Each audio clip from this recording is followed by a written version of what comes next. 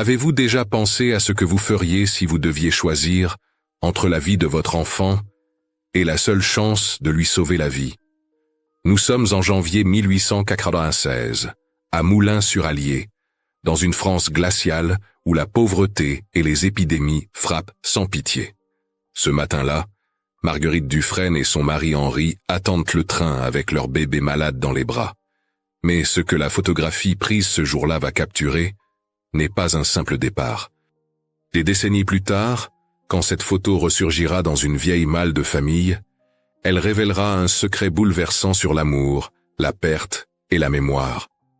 Restez avec moi, car aujourd'hui, je vais vous raconter l'histoire dramatisée inspirée de faits réels qui ont marqué une génération oubliée de la France rurale. Avant de commencer, prenez un instant pour vous abonner à la chaîne, aimer cette vidéo et écrire dans les commentaires de quelle ville ou pays vous la regardez. Chaque abonnement nous aide à faire revivre des histoires vraies, oubliées, mais pleines de sens. Merci d'être ici. Et maintenant, plongeons ensemble dans cette histoire bouleversante. Marguerite embrassa son fils pour la dernière fois en sachant qu'il ne respirerait peut-être plus avant que le train n'atteigne le prochain arrêt. Cette photographie, prise un matin glacial de janvier 1896 à la gare de Moulins-sur-Allier, capture le moment exact où une mère comprend que l'espoir vient de mourir dans ses bras. Et si vous restez jusqu'à la fin, vous découvrirez pourquoi elle sourit sur cette photo, alors même qu'elle sait que son bébé ne verra jamais le médecin qu'elle a tant supplié d'atteindre. Cette photo a été découverte dans une vieille malle de la famille Dufresne en 1952, cachée derrière une boîte à couture tachée d'humidité. Les archives départementales de l'Allier confirment qu'Émile Bresson, photographe itinérant sous contrat avec la compagnie PLM, était présent à la gare ce jour-là pour documenter les départs de famille. Mais regardez attentivement le sourire de Marguerite. C'est le sourire de quelqu'un qui garde un secret terrible. Un secret qui coûterait la vie à son enfant si elle ne montait pas dans ce train dans les 3 prochaines minutes. Voici Marguerite Dufresne, 24 ans, couturière de robes simples pour les épouses des cheminots de Moulins. Elle cousait depuis l'âge de 12 ans, des points si parfaits que les femmes de la ville attendirent des semaines pour obtenir ses services. Cette jeune femme timide parlait rarement, préférait la compagnie de son aiguille et de son fil, et n'avait jamais imaginé qu'elle deviendrait la seule personne de sa famille assez courageuse pour défier son mari et exiger qu'ils emmènent leur bébé mourant chez un médecin de la capitale, même si cela signifiait dépenser l'équivalent d'1 mois de salaire. Mais Marguerite gardait un secret que même sa propre mère ne connaissait pas. Depuis 3 nuits, elle se réveillait en sueur, persuadée que le lait de ses seins était devenu poison.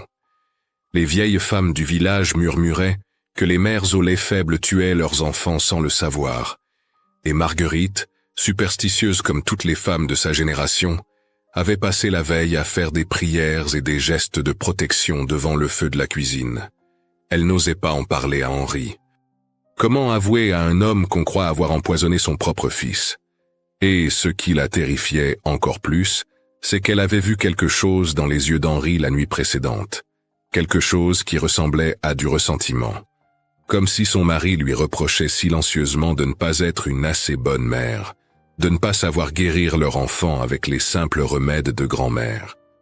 Cette distance entre eux grandissait chaque jour depuis la naissance de Louis, et maintenant, avec le bébé qui luttait pour chaque respiration, le silence dans leur maison était devenu insupportable. Parce que ce jour-là, une seule mauvaise décision signifierait regarder son fils mourir dans ses bras avant même que le train n'atteigne le 2e arrêt.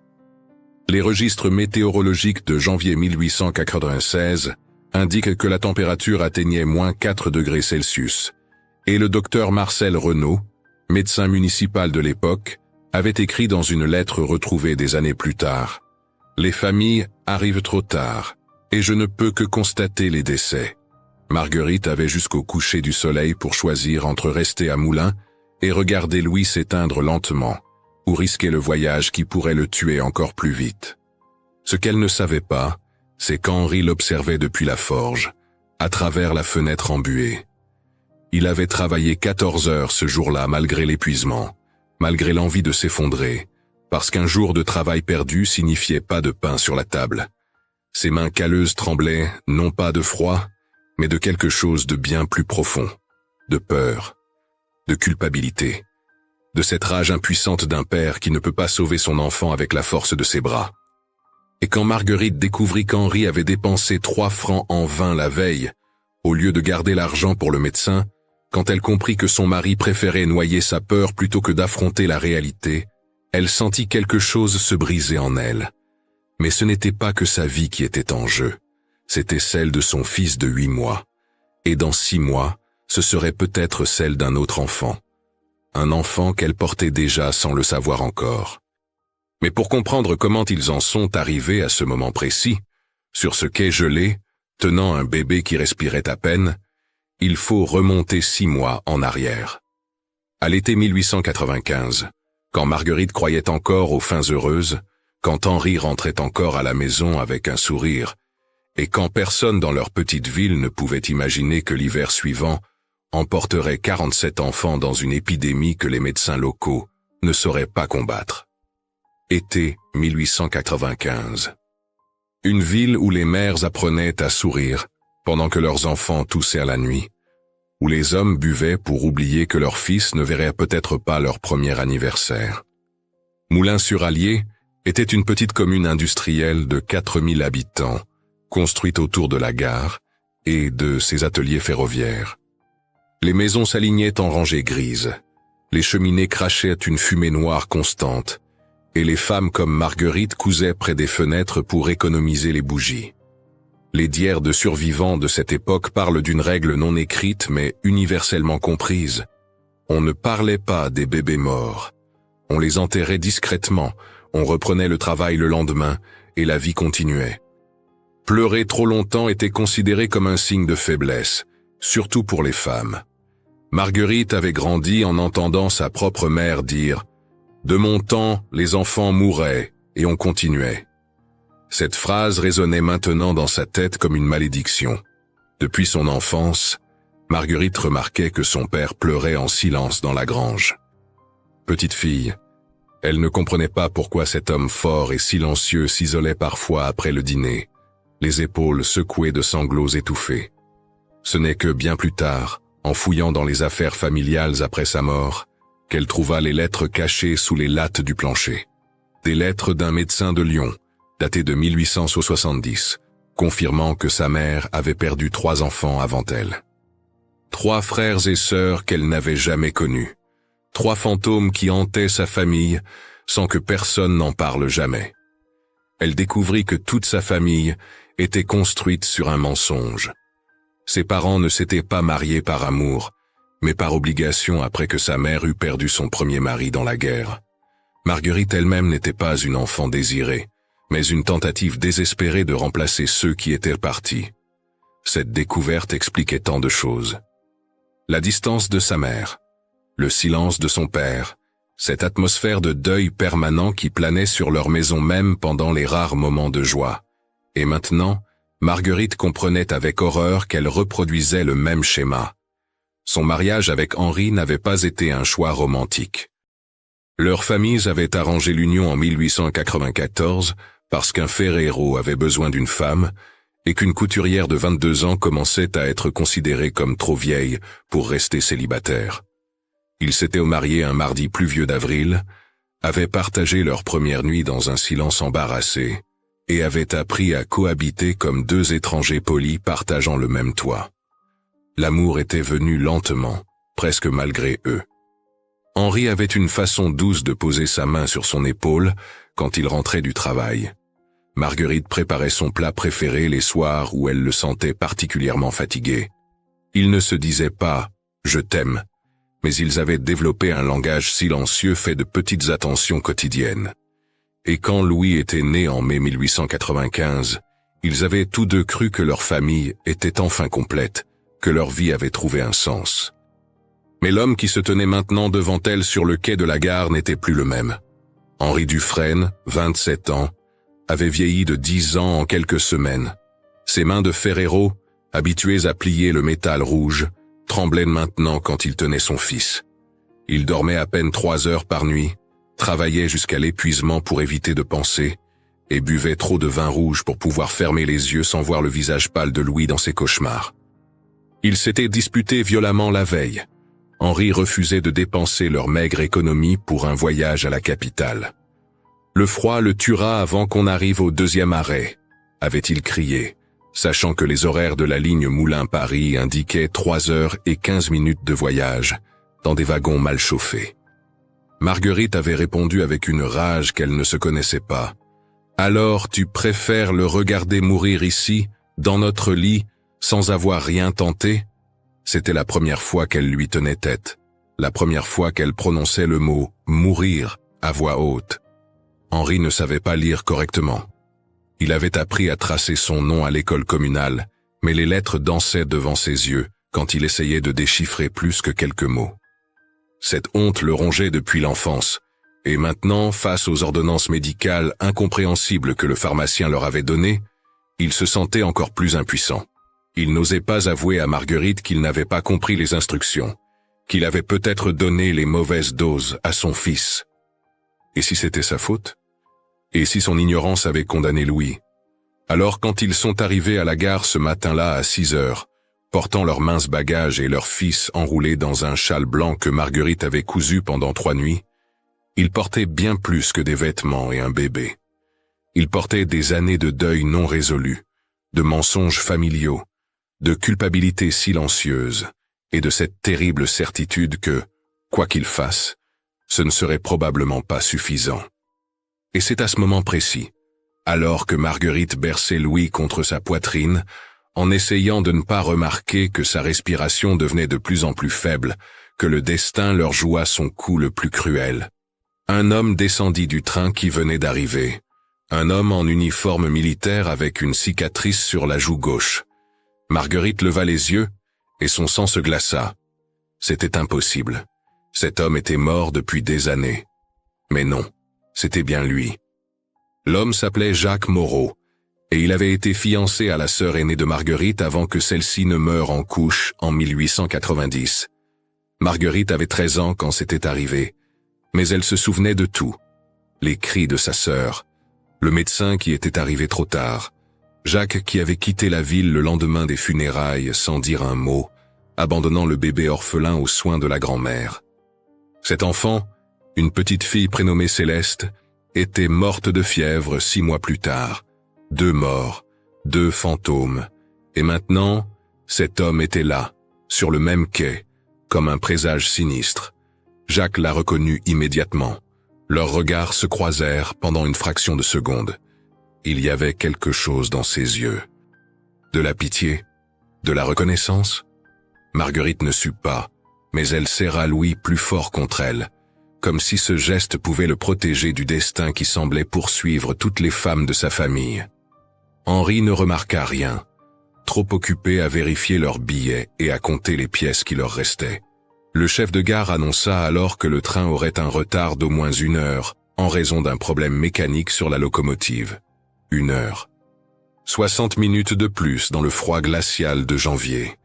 Marguerite sentit les larmes monter, mais elle les retint. Elle avait appris depuis longtemps que pleurer ne servait à rien. Les registres de la compagnie PLM confirment que les retards étaient fréquents pendant l'hiver 1896, les mécanismes gelant régulièrement par des températures aussi basses. Elle s'assit sur un banc de bois humide, Louis dans ses bras, et commença à le bercer doucement. Henri resta debout à côté d'elle, la valise de cuir marron à ses pieds, les mains dans les poches, le regard perdu vers les rails qui disparaissaient dans la brume matinale. Ils ne se parlaient pas. Que pouvaient-ils dire? Chaque mot semblait inutile face à l'immensité de ce qui était en train de se passer. Un vieil homme s'approcha avec un thermos de thé chaud. « Pour la petite dame », dit-il avec un sourire édenté. « Le froid n'est pas bon pour les bébés. » Et c'était un petit geste de gentillesse, presque insignifiant, mais Marguerite sentit quelque chose se briser en elle. Des larmes coulèrent silencieusement sur ses joues, alors qu'elle acceptait le thé d'une main tremblante. Le vieil homme tapota l'épaule d'Henri et s'éloigna sans un mot de plus. Ces petits moments d'humanité, même au milieu du désespoir, étaient ce qui permettait aux gens de survivre. Marguerite but une gorgée de thé et essaya de faire boire Louis, mais le bébé ne réagissait plus. Ses lèvres étaient froides, ses yeux fermés ne s'ouvraient plus, même quand elle lui caressait la joue. Elle savait. Elle savait depuis le moment où ils avaient quitté la maison à l'aube que cette décision arrivait trop tard. Mais elle refusait de l'admettre. Tant qu'elle ne prononçait pas les mots, tant qu'elle continuait à le bercer comme s'il dormait, il y avait encore de l'espoir. Henri s'agenouilla finalement devant elle. Pour la première fois depuis des semaines, il posa sa main sur le genou de Marguerite. Pas un mot, juste ce contact. Cette reconnaissance silencieuse qu'ils étaient ensemble dans cette épreuve, même si tout le reste s'effondrait autour d'eux. Marguerite posa sa tête contre l'épaule de son mari, et pour la première fois depuis des mois, ils se tinrent ainsi, unis dans leur douleur. Les minutes s'écoulèrent avec une lenteur insoutenable. Chaque seconde était une torture. Marguerite observait les autres passagers, une famille avec 3 enfants qui couraient sur le quai en riant. Un couple de personnes âgées qui se tenaient à la main. Un homme d'affaires qui lisait son journal en tapant du pied avec impatience. Toutes ces vies qui continuaient normalement pendant que la sienne s'effondrait. Comment était-ce possible? Comment le monde pouvait-il continuer à tourner alors que son fils était en train de mourir? C'est à ce moment qu'elle remarqua le photographe. Émile Bresson installait son matériel près de la salle d'attente, préparant son appareil pour capturer les moments de départ que la compagnie ferroviaire lui payait pour documenter. Il portait un long manteau noir et un chapeau melon, et ses gestes étaient précis, méthodiques, professionnels. Il photographiait les familles qui partaient en voyage, créant des souvenirs qu'il pourrait conserver. Mais aujourd'hui, il allait capturer quelque chose de tout à fait différent. Henri vit le photographe et eut une idée soudaine. « Viens, dit-il à Marguerite. Faisons-nous prendre en photo, pour Louis, pour qu'il y ait une trace qu'il a existé. » Marguerite hésita. Une photo coûtait cher, et ils avaient déjà dépensé presque tout leur argent pour les billets de train. Mais Henri insista avec une détermination qu'elle ne lui avait jamais vue. « S'il te plaît, j'ai besoin de ça. » Ils se levèrent et s'approchèrent du photographe. Henri expliqua ce qu'il voulait. Émile Bresson, qui avait photographié des centaines de familles au fil des années, comprit immédiatement. Il voyait la pâleur du bébé, le désespoir dans les yeux de la mère, la rigidité dans la posture du père. Il connaissait cette expression. Il l'avait vue trop souvent durant l'épidémie qui ravageait la région depuis des semaines. « Placez-vous là, » dit-il doucement, indiquant un endroit sur le quai où la lumière était meilleure. Henri prit la valise. Marguerite ajusta le châle blanc autour de Louis, couvrant son visage presque entièrement. Elle voulait le protéger du froid, mais en réalité, elle ne voulait pas que le photographe voie à quel point son fils était déjà pâle, déjà immobile, déjà parti. Ils se tinrent côte à côte, sans se toucher, regardant droit devant eux. Derrière eux, la locomotive continuait à cracher sa vapeur dense, créant un rideau de brume qui obscurcissait le paysage.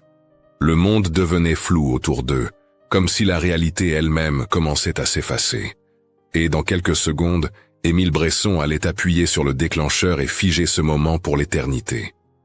Mais avant qu'il ne le fasse, avant que cette image ne soit gravée dans le temps, Marguerite fit quelque chose qu'elle n'avait jamais fait auparavant.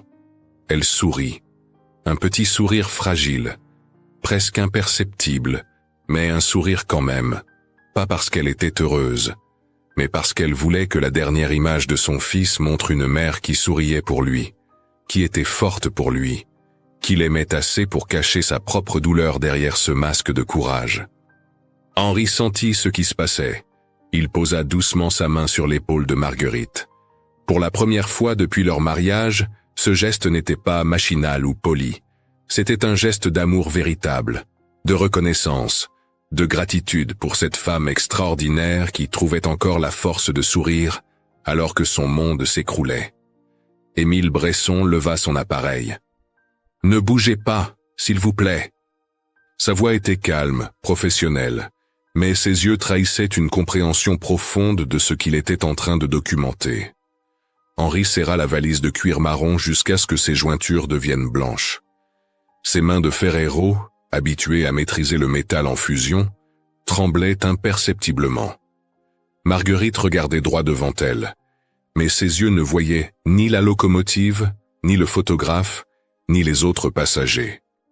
Elle ne voyait que le vide qui commençait déjà à s'installer dans sa poitrine, ce trou béant qui ne se refermerait jamais complètement. Louis était immobile depuis 20 minutes maintenant. Elle le savait. Henri le savait. Mais aucun des deux n'avait prononcé les mots. Tant que personne ne disait « il est mort », il y avait encore cette mince illusion que tout pouvait encore s'arranger, que le médecin de la capitale pourrait encore faire un miracle, que leur fils pourrait encore ouvrir les yeux et pleurer comme il le faisait encore 2 jours auparavant. Le clic de l'appareil photo résonna dans l'air glacé, un instant figé pour l'éternité. 2 jeunes parents debout sur un quai de gare, tenant un bébé qui ne respirait plus, essayant de maintenir une façade de normalité alors que leur monde venait de s'effondrer. Des années plus tard, quand on analyserait cette photographie avec attention, on pourrait distinguer les traces de larmes sur les joues de Marguerite, séchées par le vent froid, mais encore visibles. On pourrait voir la façon dont Henri se tenait légèrement en retrait, comme s'il voulait protéger sa femme du regard du photographe. On pourrait observer l'angle du châle blanc, la façon dont Marguerite le tenait serré contre elle, couvrant presque entièrement le visage de Louis. « C'est fait », dit Émile Bresson en rangeant son matériel. Il ne demanda pas d'argent. Il comprit que ce couple n'avait presque plus rien. Il leur promit d'envoyer un tirage dès qu'il serait développé. Quelques jours plus tard, fidèle à sa parole, il envoya la photographie avec une note simple. « Pour le petit Louis, que son souvenir reste ». Il fit aussi quelque chose d'inhabituel. Il envoya une copie au journal local avec la légende « Le train de l'hiver, un couple attend ». Le rédacteur en chef, ne comprenant pas l'ampleur de la tragédie capturée dans cette image, la publia en page 3 comme une simple illustration de la vie quotidienne à la gare. Le chef de gare siffla finalement. « Le train pour Paris va partir dans 5 minutes. Tous les passagers, veuillez embarquer. » Les autres familles se précipitèrent vers les wagons, pressées de commencer leur voyage. Henri regarda Marguerite. Elle le regarda en retour. Et dans cet échange silencieux, une conversation entière se déroula sans un seul mot prononcé. Marguerite serra Louis contre sa poitrine et murmura si doucement que seul Henri put l'entendre. « Je ne peux pas le laisser ici tout seul. Pas comme ça. Pas dans un hôpital froid où personne ne le connaît. » Sa voix se brisa. « Il a besoin d'être avec nous. Il a besoin d'être à la maison. » Henri sentit quelque chose se déchirer en lui. Il n'était pas un homme habitué à montrer ses émotions. Il avait été élevé dans l'idée que les hommes ne pleuraient pas, qu'ils étaient forts, qu'ils protégeaient leur famille. Mais là, face à sa femme qui tenait leur fils mort dans ses bras, toutes ces règles absurdes n'avaient plus aucun sens. Il lâcha la valise. Pour la première fois depuis 3 jours, sa voix sortit ferme et claire. « Il ne va pas tout seul, nous allons l'accompagner. » Ils se détournèrent du train et marchèrent vers l'arrière de la gare. Personne ne les remarqua. Tous les autres passagers étaient déjà montés à bord. Le train siffla une dernière fois et commença à s'éloigner lentement, sa vapeur blanche se mêlant au brouillard du matin. Le bruit des roues sur les rails s'estompa progressivement, laissant place à un silence presque complet. Derrière la gare, il y avait un petit terrain vague couvert de givre et d'herbes hautes. Le codigo civil français de l'époque permettait encore les enterrements sur propriété privée, et il n'était pas rare que les familles pauvres enterrent discrètement leurs enfants loin des cimetières officiels, surtout quand ces enfants n'avaient pas été baptisés. Louis n'avait jamais reçu le sacrement. Henri et Marguerite avaient prévu de le faire au printemps, quand le temps serait plus clément. Ils ne savaient pas qu'ils n'auraient jamais cette chance. Henri s'agenouilla et commença à creuser avec ses mains. Le sol était gelé, dur comme du métal. Chaque mouvement lui déchirait les paumes, mais il ne s'arrêta pas. Il creusait avec une détermination féroce, comme s'il pouvait expier toutes ses fautes passées à travers cette douleur physique, sa culpabilité, son alcoolisme, son incapacité à lire les ordonnances, son orgueil stupide qui les avait empêchés de chercher de l'aide plus tôt. Tout cela se déversait maintenant dans chaque coup de main contre la terre gelée. Marguerite le regardait creuser, tenant toujours Louis contre elle. Elle avait retiré le châle blanc, révélant le visage pâle de son fils. Il était si beau, si paisible. On aurait dit qu'il dormait. Elle se pencha et l'embrassa sur le front une dernière fois. Sa peau était froide sous ses lèvres. « Je suis désolée », murmura-t-elle. « Je suis tellement désolée de ne pas avoir été assez forte pour te sauver. » Henri creusa pendant ce qui sembla être une éternité, mais ne dura probablement qu'une dizaine de minutes. Quand le trou fut assez profond, il s'arrêta. Ses mains saignaient. Marguerite s'agenouilla à côté de lui. Elle enroula Louis dans le châle blanc qu'elle avait cousu avec tant d'amour pendant 3 nuits, celui-là même qu'elle avait imaginé comme une protection contre le froid du voyage. Elle avait brodé les bords avec des points si parfaits qu'on pouvait reconnaître son travail entre mille. Ces points seraient sa signature, sa façon de dire « J'étais sa mère, et je l'ai aimée de tout mon cœur ». Elle déposa le petit corps dans le trou. Henri ramassa une pierre lisse près du chemin de fer, une de ces pierres polies par des années de pluie et de vent. C'était la même pierre que Louis avait tenue dans sa main quelques matins auparavant, quand il souriait encore, quand il jouait encore, quand il était encore vivant. Henri la plaça doucement sur le tissu blanc. Un marqueur, une promesse silencieuse. « Je ne t'oublierai jamais ». Ils recouvrirent le tout de terre et de feuilles mortes. Pas de croix, pas de pierre tombale. Juste ce petit monticule presque invisible entre les herbes gelées. Ils restèrent là, agenouillés côte à côte dans le froid, sans parler, sans pleurer, simplement présents l'un pour l'autre dans ce moment de douleur absolue, et dans ce silence partagé, dans cette décision de rester ensemble même quand tout s'effondrait. Ils trouvèrent la seule forme de rédemption possible. Ils n'abandonnaient pas leur fils à des inconnus. Ils l'accompagnaient jusqu'au bout. Ensemble. Ils prirent le train suivant 3 heures plus tard. Sans bagages, sans bébé, mais ensemble. Le contrôleur ne posa pas de questions quand il vit leurs vêtements couverts de terre, leurs mains blessées, leurs yeux rouges. On ne posait pas de questions pendant l'épidémie. Tout le monde avait perdu quelqu'un. La douleur était devenue tellement banale qu'elle ne méritait même plus de commentaires. Le voyage de retour dura 3 heures et 15 minutes. Marguerite regarda par la fenêtre sans vraiment voir le paysage qui défilait. Henri garda sa main posée sur la sienne pendant tout le trajet. Ils ne prononcèrent pas un seul mot. Que pouvaient-ils dire? Les mots ne pouvaient pas ramener Louis. Les mots ne pouvaient pas effacer cette journée. Les mots ne servaient à rien. Quand ils rentrèrent chez eux, la maison leur sembla étrangement vide. Le berceau de Louis était toujours dans leur chambre. Ses petits vêtements étaient pliés sur la commode. Son hochet en bois qu'Henri avait fabriqué de ses mains était posé sur la table. Marguerite rangea tout dans une malle au grenier. Elle ne pouvait pas regarder ces objets sans sentir son cœur se déchirer. Henri retourna à la forge le lendemain. Il travailla encore plus dur qu'avant. 15-16 heures par jour, jusqu'à l'épuisement complet. C'était sa façon de survivre, de ne pas penser. Les voisins leur rendèrent visite avec des plats cuisinés et des paroles de réconfort maladroites. C'était la volonté de Dieu. Il est dans un meilleur endroit maintenant. Vous êtes jeunes, vous aurez d'autres enfants. Chaque phrase était une lame de plus plantée dans leur cœur, mais ils souriaient poliment, remerciaient pour la nourriture, et fermèrent la porte avec soulagement. Ils ne voulaient pas de pitié. Ils voulaient juste être laissés en paix avec leur douleur.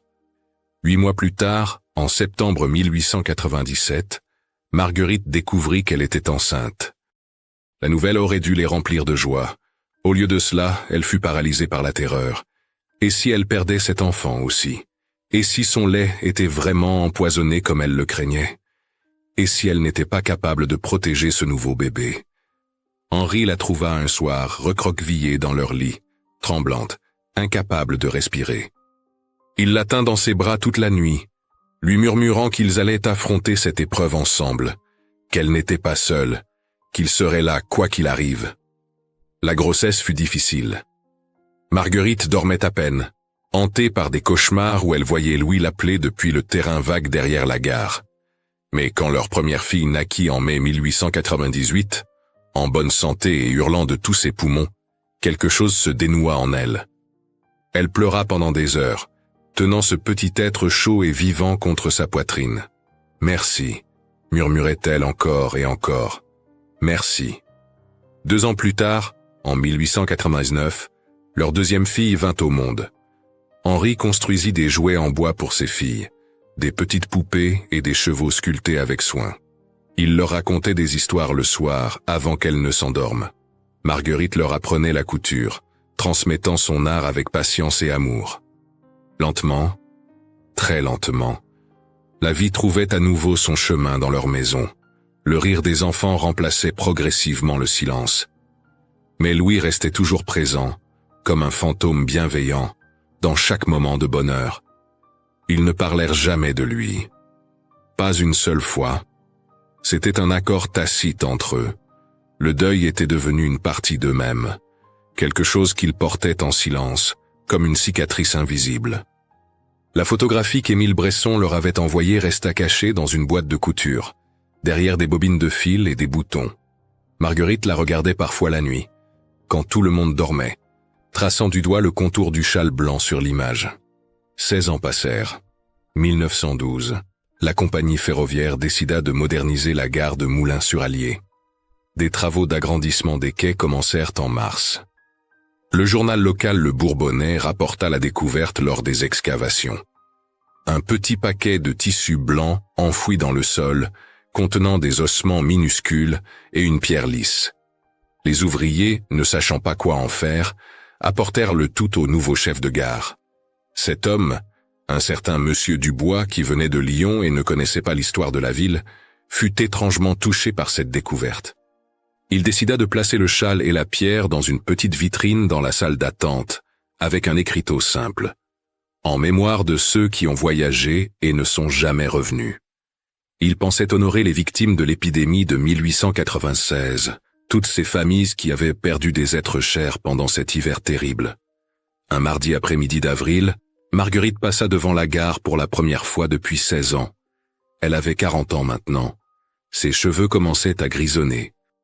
Ses mains portèrent les marques de décennies de travail de couture. Elle était accompagnée de ses 2 filles, 2 jeunes femmes belles et pleines de vie.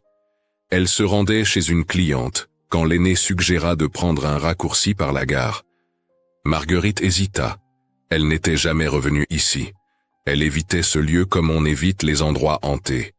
Mais ses filles insistèrent, et elle n'eut pas le cœur de leur expliquer pourquoi elle refusait. Elles entrèrent dans la salle d'attente pour échapper à une averse soudaine. C'est là qu'elle le vit, le châle blanc dans la vitrine. Son cœur s'arrêta, ses jambes devinrent faibles.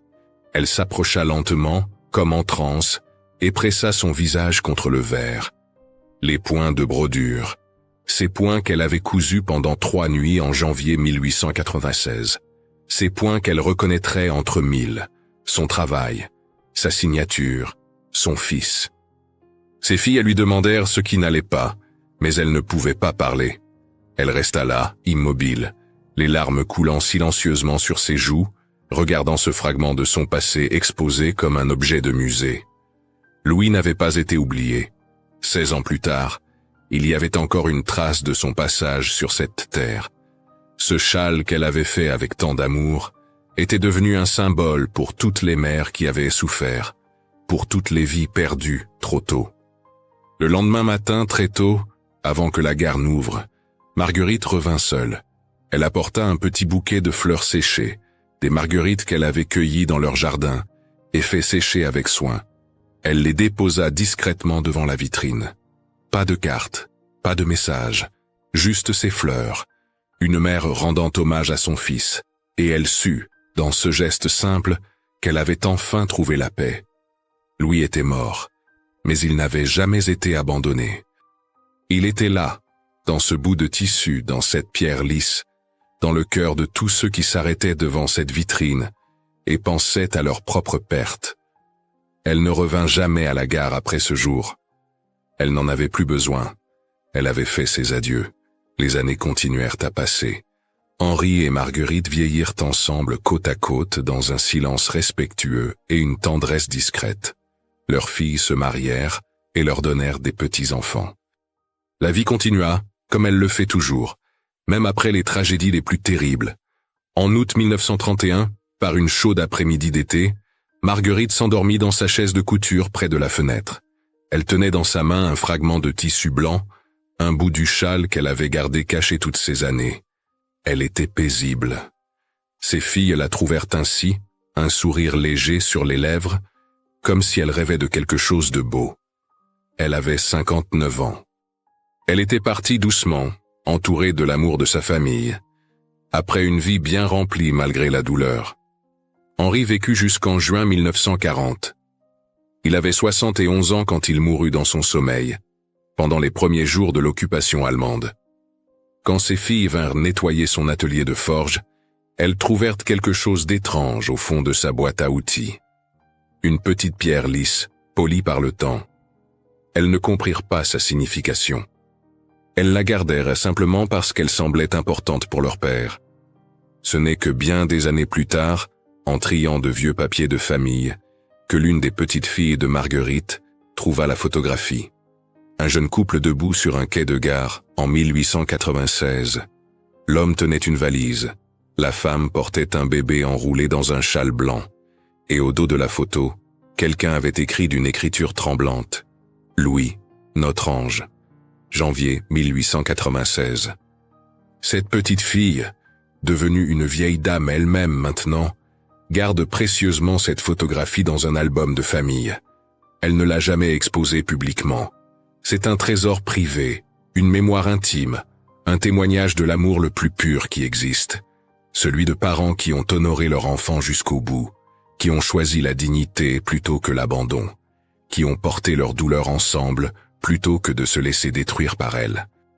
Parce que l'histoire de Marguerite et Henri n'est pas vraiment une histoire sur la mort. C'est une histoire sur l'amour, qui survit à la mort. Sur le courage de continuer quand tout semble impossible.